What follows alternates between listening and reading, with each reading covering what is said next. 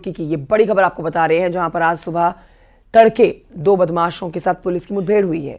Civil line इलाके के police ने चेकिंग के दौरान संदिग्ध स्कूटी सवारों को रोकने की कोशिश की, लेकिन बदमाशों ने पुलिस पर फायरिंग कर दी।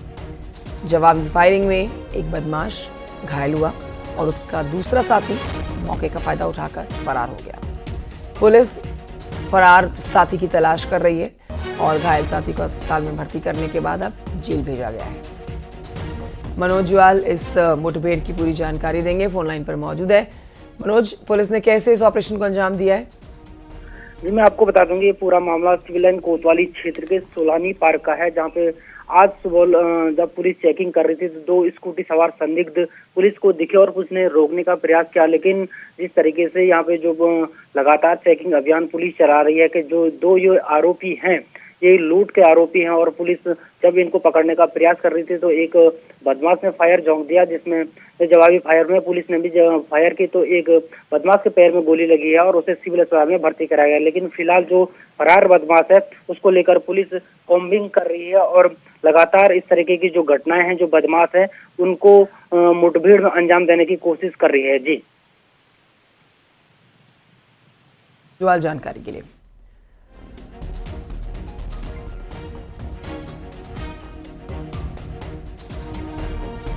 और आइए बढ़ते हैं आगे, देहरादून की खबर जानिए, जहां पर देहरादून के पचवादून क्षेत्र में अतिक्रमण के खिलाफ प्रशासन की कार्रवाई जारी है। नदी, बरसाती नालों, तालाबों, इन जमीनों पर हाईकोर्ट के निर्देश के बाद लगातार इनको खाली कराया जा रहा है। पचवादून में बुलडोजर की कार्रवाई से हर तरफ हड़कंप मचा हुआ है।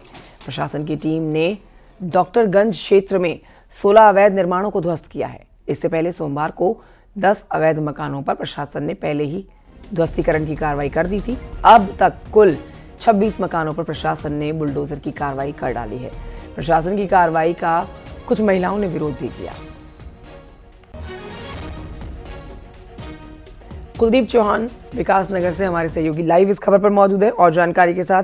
कुलदीप, ये तो पहले ही कोर्ट की तरफ से साफ हो गया था कि जो जमीनें नदी नालों की है उसके ऊपर जो अतिक्रमण हो रखा है, जो मकान बन रखे हैं, उनको ध्वस्त किया जाएगा, उन जगहों को साफ किया जाएगा। तो अब जब ये कार्रवाई हो रही है कोर्ट के आदेश के बाद, तो लोग विरोध क्यों कर रहे हैं इसका? जी बिल्कुल, कोर्ट साफ पहले ही कर चुका था और 2 साल पहले भी नोटिस इन लोगों को थमाए गए थे, लेकिन उसके बावजूद भी ये जो है लगातार विरोध प्रदर्शन कर रहे हैं। वो विरोध लाजमी इसलिए है कि इनका कहना है कि नोटिस जो दिया गया वो 2 साल पहले था, लेकिन अभी जो है कुछ समय देना चाहिए था ताकि हम अपना सामान अन्यत्र दूसरी जगह शिफ्ट कर सके। लेकिन इनका जो विरोध है वो अब कहीं ना कहीं लेकिन प्रशासन की टीम है उस विरोध को दरकिनार करते हुए आगे कार्रवाई को अंजाम देती हुई बढ़ रही है और लगातार अभी तक 26 मकानों को जमींदोज कर दिया गया है और आगे भी ये कार्रवाई फिलहाल जारी रहने वाली है। लगातार कार्रवाई हो रही है और डाकपत्तर से आज शुरुआत की जाएगी और अभी तक जो है भीमावाला और आपका डॉक्टरगंज जो नवाबगढ़ में आता है वहां पर कार्रवाई देखने को मिली है। जी, बहुत शुक्रिया आपका कुलदीप जानकारी के लिए। और आइए बढ़ते हैं आगे, आपको बताते हैं मुख्यमंत्री पुष्कर सिंह धामी आज हरिद्वार के दौरे पर रहने वाले हैं, जहां पर सीएम धामी सरस्वती विद्या मंदिर विद्यालय में प्रतिभा सम्मान समारोह में शामिल होंगे। 11:30 बजे कार्यक्रम शुरू होगा।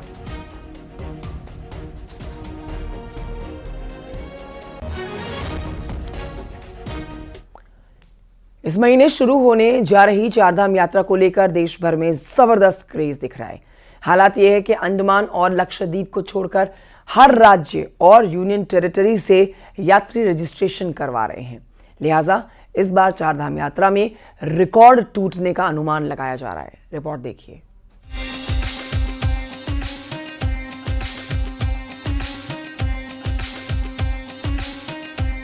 उच्च हिमालयी क्षेत्रों में स्थित गंगोत्री, यमुनोत्री, बद्रीनाथ और केदारनाथ की यात्रा धीरे धीरे देश भर के लोगों के लिए आकर्षण का केंद्र बनती जा रही है। खासकर प्रधानमंत्री नरेंद्र मोदी ने जिस तरह पहले केदारनाथ, फिर बद्रीनाथ और अब शीतकालीन यात्रा के तहत मुखबा पहुंचकर चारों धामों को प्रमोट किया, उससे देश भर के श्रद्धालु अब चारों धामों में खिंचे चले आ रहे हैं। 30 अप्रैल से शुरू होने वाली इस यात्रा के लिए अभी तक 15 लाख श्रद्धालु रजिस्ट्रेशन करा चुके हैं। अंडमान और लक्षद्वीप छोड़कर बाकी सारे राज्यों से रजिस्ट्रेशन हो रहे हैं। महाराष्ट्र से अभी तक चारों धामों के लिए 2,42,000 रजिस्ट्रेशन हुए हैं। दूसरे नंबर पे है पड़ोसी राज्य उत्तर प्रदेश, जहां से 1,67,000 रजिस्ट्रेशन हुए हैं। तीसरे नंबर पर आंध्र प्रदेश है, जहां से 1,60,000 रजिस्ट्रेशन अभी तक हो चुके हैं। चौथे नंबर पर गुजरात है, जहां से 1,32,000 रजिस्ट्रेशन हुए हैं। नागालैंड, मणिपुर, दमन एंड दीव, अरुणाचल, केरल, असम, गोवा से भी 4 धाम यात्रा के लिए रजिस्ट्रेशन हुए हैं। माननीय प्रधानमंत्री जी के उत्तराखंड हर्षिल आगमन के बाद और निश्चित रूप में लोगों का बहुत आकर्षण बढ़ा है और मुझे बड़ी प्रसन्नता हो रही है कि देश के 36 राज्यों में से करीब हमारे 34 राज्यों के श्रद्धालुओं ने चारधाम यात्रा में अपना पंजीकरण कराया है। तो पूरे देश भर से लोग इस समय चारधाम आना चाहते हैं और दर्शन करना चाहते हैं कि पूरा देश इस समय आकर्षित हो रहा है चारधाम यात्रा की तरफ। हैरानी की बात तो ये भी है कि चारधाम यात्रा में युवाओं के साथ साथ 90 से 100 साल के बीच के 235 लोगों ने भी रजिस्ट्रेशन कराया है। इतना ही नहीं, 100 साल की उम्र पार कर चुके 2 यात्रियों ने भी चारधाम यात्रा के लिए रजिस्ट्रेशन किया है। रजिस्ट्रेशन के आंकड़ों को देखते हुए होटल इंडस्ट्री भी खुश है। हमारे होटल ऑलमोस्ट 15 जून तक, मतलब मध्य जून तक सोल्ड आउट हो चुके हैं, जो का बहुत अच्छे संकेत है कि मई पूरा महीना और आधा जून सोल्ड आउट हो चुका है। इसमें मैं सरकार की तरफ से और अपने चारधाम लोगों की तरफ से मोदी जी का बहुत अच्छा धन्यवाद करता हूँ। चारधाम यात्रा को लेकर यात्रियों में जबरदस्त उत्साह है। साल 2022 में 46 लाख, वहीं 2023 में 56 लाख और 2024 में 48 लाख श्रद्धालुओं ने चारों धामों की यात्रा की। अब इस बार जिस तरह से 20 दिन में 15 लाख रजिस्ट्रेशन हुए हैं, उससे उम्मीद जताई जा रही है कि इस बार की यात्रा पिछले सारे रिकॉर्ड ध्वस्त कर सकती है। देहरादून से न्यूज़ 18 के लिए सुनील नवप्रभात की रिपोर्ट।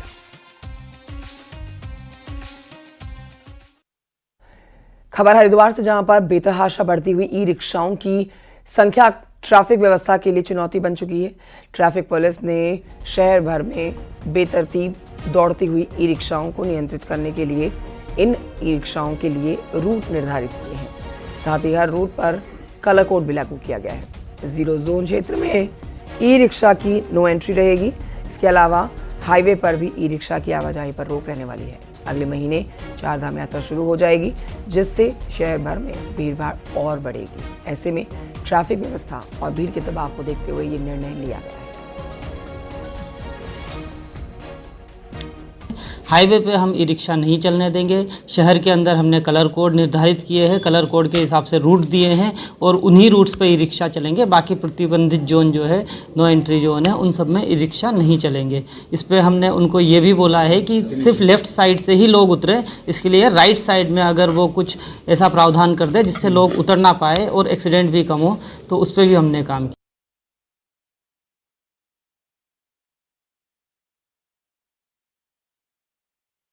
मौजूद हैं पुलकित। ई रिक्शा चालकों के लिए नई गाइडलाइंस क्या हैं? पुलकित, आवाज आ रही है जी? ई रिक्शा चालकों के लिए नई गाइडलाइंस क्या जारी की गई है? उसमें जो ई रिक्शा के लिए जो रजिस्ट्रेशन है, उसमें किसी तरह की कोई जो सीमा है वो निर्धारित नहीं है और यही कारण है कि पिछले कुछ सालों में बेतहाशा वृद्धि हुई है ई रिक्शाओं में और सड़कों पर जो ई रिक्शा है वो हर तरफ दौड़ती हुई नजर आती है और इससे कहीं ना कहीं जो ट्रैफिक व्यवस्था है, ट्रैफिक मैनेजमेंट है शहर का इंटरनल, उससे ये प्रभावित होता है। और इसीलिए ट्रैफिक पुलिस की ओर से ये व्यवस्था की गई है कि जो ई रिक्शा है उनके लिए रूट निर्धारित किया जाए, हाईवे पर जाने से उनको रोका जाए ताकि किसी तरह की कोई दुर्घटना का कारण ना बने। जो 0 जोन है, जो कि अपर रोड पर 0 जोन बनाया गया है, पोस्ट ऑफिस से लेकर हरकी पैड़ी तक, वहां पर ई रिक्शा पूरी तरह से प्रतिबंधित रहेंगी और जो भी रूट निर्धारित किए गए हैं वहां पर कलर कोड की व्यवस्था लागू रहेगी। क्योंकि रजिस्ट्रेशन किसी भी वाहन को जो आप लेते हैं तो उसका रजिस्ट्रेशन कराया जाता है और जो कमर्शियल वाहन होते हैं उनके लिए एक संख्या भी निर्धारित होती है ARTO डिपार्टमेंट की ओर से। लेकिन ई रिक्शा को लेकर अभी तक इस तरह की कोई भी पॉलिसी नहीं है। इसलिए एक अनुमान के मुताबिक हरिद्वार शहर में लगभग 10,000 से ज्यादा ई रिक्शाएं हरिद्वार में दौड़ रही हैं और ये चुनौती बनती है ट्रैफिक व्यवस्था के लिए, क्योंकि अब चारधाम यात्रा भी शुरू होने वाली है और चारधाम यात्रा शुरू होने से पहले जो शहर की जो ट्रैफिक व्यवस्था है, ट्रैफिक कंट्रोल है, उसको दुरुस्त करने में ट्रैफिक पुलिस जुटी हुई है। इसलिए अलग अलग यूनियनों के साथ ये वार्ता की गई है और ये व्यवस्था बनाई गई गई है कि यहाँ पर जो ई रिक्शाएं हैं उनको पूरी तरह से नियंत्रित रखा जाए, पूरी तरह से जो आवागमन है वो सुचारू रहे और किसी भी तरह की वाद विवाद और दुर्घटना की स्थिति ना हो। तो ये अब देखने वाली बात होगी, क्योंकि इस तरह की जो व्यवस्थाएं थी ई रिक्शाओं को लेकर ये पहले भी बनाने का प्रयास किया गया है, लेकिन उनको उतना अच्छे ढंग से उनका इम्प्लीमेंट नहीं हो पाता है। लेकिन इसके लिए अगर अब ये इम्प्लीमेंट हो पाता है तो जाहिर तौर पर ये एक अच्छा कदम ट्रैफिक पुलिस की ओर से होगा। जी ठीक है, बहुत शुक्रिया आपका जानकारी के लिए पुलकित। और आइए बढ़ते हैं आगे, आपको बताते हैं बुधवार यानी कि कल शाम के बाद उत्तराखंड में कई जगहों पर अचानक से मौसम का मिजाज बदला। तेज हवाओं के साथ बारिश हुई। उत्तरकाशी में बारिश के चलते आपदा जैसे हालात बन गए। गंगोत्री हाईवे पर मनेरी के पास में पहाड़ी से 2 जगहों पर मलबा आने के साथ पत्थर भी गिरे। यात्रियों ने भागकर अपनी जान बचाई है। कुछ देर के बाद बारिश ने जनजीवन पूरी तरह से जो हिला कर रखा, उसकी तस्वीरें जो मोबाइल में कैद की गई वो हम आप तक पहुंचा रहे हैं। देखिए किस तरह से तबाही मचाई थोड़ी ही देर की बारिश ने। ये हाईवे की तस्वीरें आपको दिखा रहे हैं। लोगों को थोड़ी सी देर की बारिश में जान बचाकर भागना पड़ा। अभी का नज़ारा है, ये बड़े बड़े पत्थर आ रहे हैं। अभी भी ये दुकान बच चुकी है। ये देखिए रोड पे कितना मलबा है, पूरा नदी का। चमोली से खबर, जहां पर बिन मौसम हुई बारिश ने लोगों को एक बार फिर से परेशान कर दिया। बिन मौसम की एक बार फिर से बारिश लोगों के लिए आफत बनी है। थराली में बुधवार को शाम को हुई बारिश से कई जगहों पर सड़कों पर मलबा आया है। कई जगहों पर गाड़ियां फंस गई हैं। मलबे में देखिए किस तरह से दब गई हैं। अंदाज़ा आप लगा सकते हैं कि लोगों के लिए अब परेशानी कितनी बढ़ चुकी होगी। थराली मुख्य बाजार के पास में एक कार और स्कॉर्पियो गाड़ी के ऊपर बरसाती नाले का पूरा मलबा आ गया, जिससे गाड़ी क्षतिग्रस्त हो गई। थराली के पास ही रामलीला मैदान के गदेरे में बारिश के पानी के साथ ही पत्थर बहकर आए। अब कई जगहों पर सड़क पर ही नाले बनते हुए नजर आने लगे। ये कल थोड़ी ही देर की बारिश ने जिस तरह से तबाही मचाई है, की तस्वीरें आप देख रहे हैं।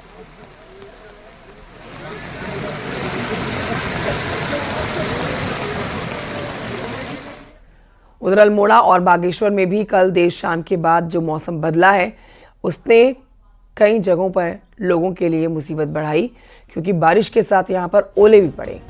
बागेश्वर शहर में बारिश हुई और अल्मोड़ा में देखिए ओले गिरे। किसानों की फसलों को खासा नुकसान हुआ। खेतों में खड़ी हुई गेहूं, मसूर, जौ और सब्जियों की जो फसलें हैं वो बर्बाद हो गई।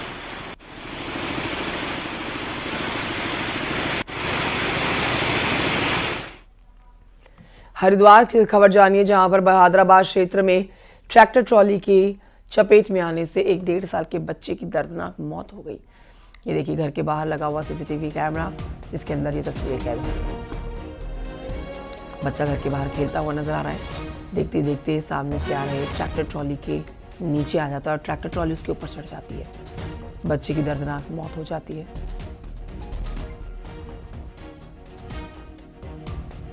पुलिस का कहना है कि आरोपी ट्रैक्टर ड्राइवर खुर्शीद गिरफ्तार कर लिया गया है और ट्रैक्टर ट्रॉली भी सीज कर दी गई है।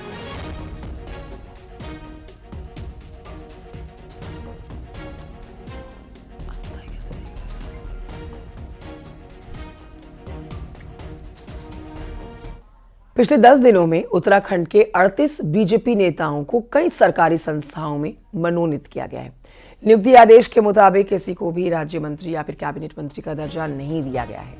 इसके बावजूद सैकड़ों नए दायित्वधारी अपने आप को राज्य मंत्री प्रचारित कर रहे हैं। सरकार ने फिजूल खर्ची को रोकने के लिए दायित्वधारियों को ऑफिस और वाहन तो दिए हैं, लेकिन आमतौर पर बीती सरकारों में दायित्वधारियों को दिए जाने वाले गनर और मंत्री का दर्जा नहीं दिया जाता है। दायित्वधारियों के नियुक्ति आदेश में हर महीने 40,000 मेहनताना और 80,000 गाड़ी का खर्चा देने की बात है। लेकिन सरकार में नए नए दायित्वधारियों बने जो लोग हैं, जो नेता हैं, वो खुद के नाम के आगे राज्य मंत्री लगाना शुरू कर चुके हैं और खुद को प्रचारित कर रहे हैं, ये जानते हुए भी कि उनको राज्य मंत्री का दर्जा नहीं दिया गया है। लेकिन नेताजी राज्य मंत्री बनने की बधाई भी ले रहे हैं और बतौर राज्य मंत्री खुद को प्रचारित भी कर रहे हैं। भारतीय जनता पार्टी को कहती कि हम दायित्वधारी बनाते हैं, राज्य मंत्री जो है हम बनाते ही नहीं हैं, और जितने लोगों की लिस्ट भाजपा ने निकाली है दायित्वधारियों की, वो सब के सब अपने को राज्य मंत्री लिख रहे हैं। किस हैसियत से वो राज्य मंत्री लिख रहे हैं, जबकि शासनादेश में इस प्रकार की कोई व्यवस्था नहीं है। आप विपक्ष पर तो जो है तमाम तंज कसते हैं, लेकिन जब बात आपके नेताओं की आती है, नैतिकता की आती है, तो भाजपा के नेता हमेशा उसको ताक पे रखते हैं। हमारी ये परंपरा नहीं है कि किसी को मंत्री अगर कोई लिखता है तो ये ठीक नहीं है। जब तक माननीय मुख्यमंत्री जी की अनुमति नहीं होती है तब तक कोई नहीं लिख सकता है। कांग्रेस को लेकर अहमदाबाद अधिवेशन से ये बड़ी खबर आप तक पहुंचा रहे हैं, खास तौर पर उन राज्यों के लिए जहां चुनाव होने वाले हैं। उत्तराखंड में भी 2027 में विधानसभा चुनाव होने हैं और कांग्रेस मुख्य विपक्षी पार्टी है। खबर है कि कांग्रेस में अब जिला अध्यक्षों को भी पावर दी जाएगी। चुनाव में जहां पर 50% टिकट प्रदेश अध्यक्ष तय करेंगे, तो वहीं 50% टिकटों में जिला अध्यक्षों की राय मायने रखी जाएगी। ये बात कांग्रेस के नेता राहुल गांधी ने अधिवेशन के दौरान कही। उत्तराखंड में जहां पर 4 से 5 बड़े नेता अपने अपने चहेतों को टिकट देने की जुगत में लगे रहते हैं, तो वहां कांग्रेस में ये सिस्टम लागू होने पर सुधार देखने को मिल सकता है। और अब यह तय किया गया है कि 50% जो अगले टिकट होंगे विधानसभा लोकसभा के, उन टिकटों में जिला अध्यक्षों की और प्रदेश अध्यक्ष की सेह रहेगी। जाहिर है ये सत्ता के विकेंद्रीकरण का एक नया प्रयोग कांग्रेस हाईकमांड कर रही है। मैं उत्तराखंड कांग्रेस की तरफ से इसका स्वागत करता हूं। हरिद्वार में अंतिम संस्कार होते हैं, लेकिन नहरों में यूपी सिंचाई विभाग का कंट्रोल होने से परेशान उत्तराखंड के लोगों का यहां पर दिक्कतों का सामना करना पड़ता है। सबसे ज्यादा दिक्कत हरिद्वार के खड़खड़ी घाट पर है, जहां पर रोजाना एक साथ कई अंतिम संस्कार होते हैं। इसलिए अब संस्कारों से मसला सुलझाने की मांग की जा रही है। हालांकि इस बीच में सतपाल महाराज ने यूपी के सिंचाई मंत्री से बात की है, जिस पर उन्होंने पूरा भरोसा दिया है। रिपोर्ट देखिए।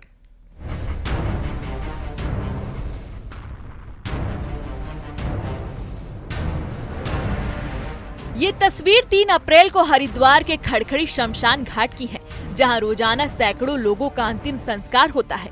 लेकिन अंतिम संस्कार के बाद सामने सूखे नहर में गंगा जल के लिए परेशान होना पड़ता है। 2 महीने तक यही हाल रहा।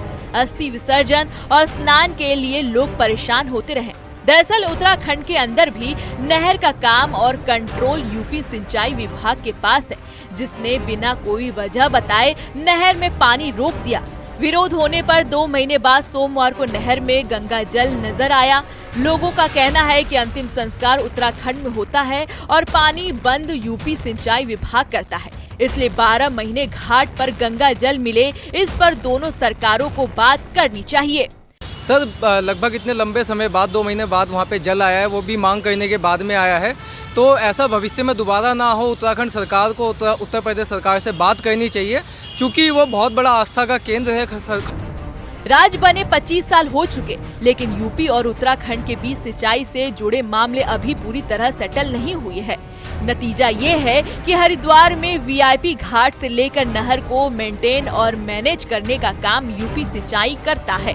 न्यूज 18 के सवाल पूछने पर धर्मगुरी और सिंचाई मंत्री सतपाल महाराज ने उत्तराखंड सरकार से बात करने का भरोसा दिया, ताकि आगे ऐसी दिक्कत ना हो। तो यूपी सिंचाई के एसडीओ भारत भूषण ने फोन पर इसकी वजह गंगा के पानी की कमी बताई है। इसके साथ खड़खड़ी के अंदर मैं मंत्री जी से बात करने जा रहा हूं और मंत्री जी से आग्रह करूंगा कि वहां पानी का संचालन कर दें।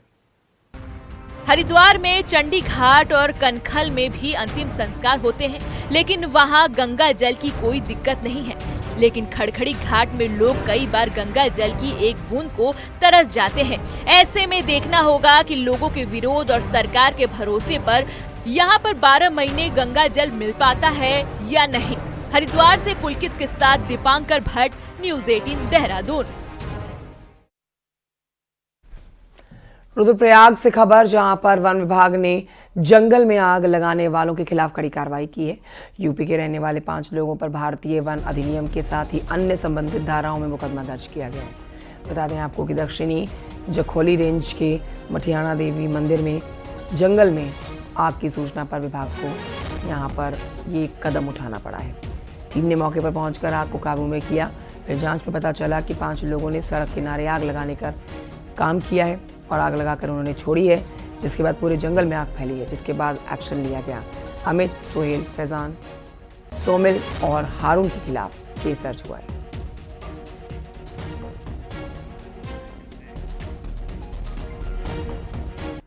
उत्तराखंड घूमने आने वाले लोगों को जल्द ही ग्रीन सेस टैक्स का भुगतान करना पड़ सकता है। उत्तराखंड सरकार हिमाचल की तर्ज पर बाहरी राज्यों की प्राइवेट गाड़ियों से चारधाम यात्रा सीजन से ग्रीन सेस लेने की तैयारी कर रही है। अब सिर्फ कमर्शियल गाड़ियों से ही अब तक उत्तराखंड में ग्रीन सेस लिया जाता था, लेकिन अब बाहर से आने वाली गाड़ियों पर भी ये कदम उठाया जा सकता है। सालाना करीब 40 करोड़ की कमाई होती है और अब निजी प्राइवेट गाड़ियों से भी 20 रुपये से लेकर 80 रुपये तक फीस लेने की तैयारी है।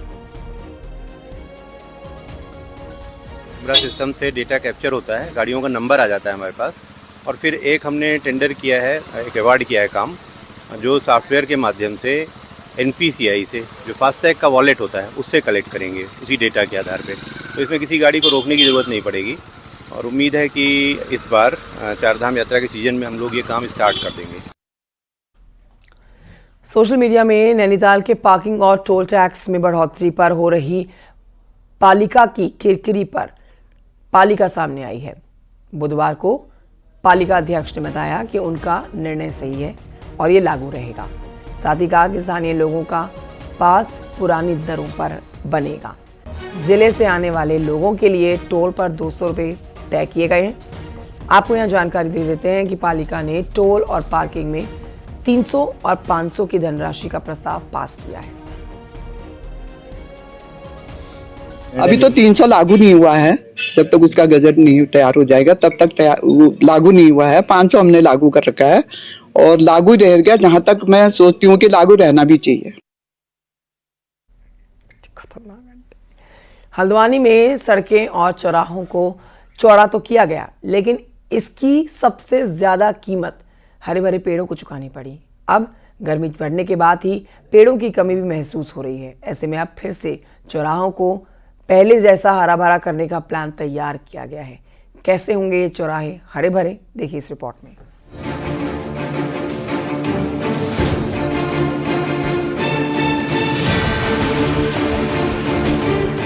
कुमाऊं के मैदान हल्द्वानी में सूरज की तपिश लोगों को परेशान कर रही है। ये तपिश सड़कों पर चलते इन लोगों को गर्मी का अलग एहसास करा रही है। पिछले 1 साल में चौड़ी हुई इन सड़कों और चौराहों से सालों पुराने पेड़ उखाड़े जा चुके हैं, लिहाजा सड़कों के किनारे से हरियाली और छाया दोनों गायब है। लेकिन हल्द्वानी की हरियाली लौटाने के लिए प्रशासन ने बड़ा फैसला लिया है। यहाँ अब तकरीबन 1 करोड़ रुपए की लागत से नए पेड़ लगाए जाएंगे। मुख्य सड़कों पर चौड़ीकरण के बाद काफ़ी स्पेस हम लोगों को अवेलेबल हुआ है और कुछ पुराने पेड़ों को यहाँ से रिलोकेट भी करा गया था। उसकी वजह से यहाँ थोड़ी सी ग्रीनरी में कमी नज़र आ रही है। तो उसको देखते हुए ये ओरिजिनली प्लान किया गया था कि चौड़ीकरण करने के बाद बिल्कुल किनारों पर अच्छे छायादार पेड़ लगवाए जाएंगे।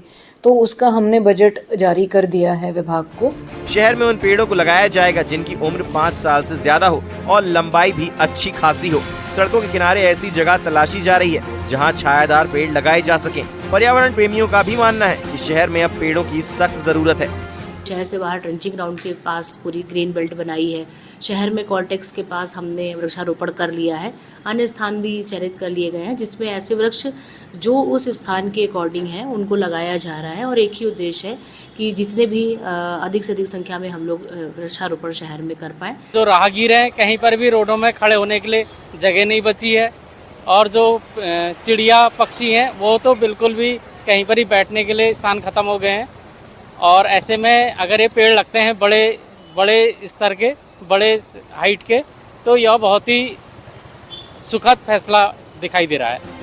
हल्द्वानी की पहचान बागानों वाले शहर की रही है, लेकिन आबादी बढ़ने के साथ बागान खत्म हो चुके हैं। रोड के चौड़ा होने के बाद पर्यावरण की जरूरत तेजी से समझ आ रही है और बरसात में बड़ी संख्या में पेड़ लगाने का प्लान है ताकि हल्दू के पेड़ के नाम पर बसा हल्द्वानी शहर फिर से हरा भरा हो सके।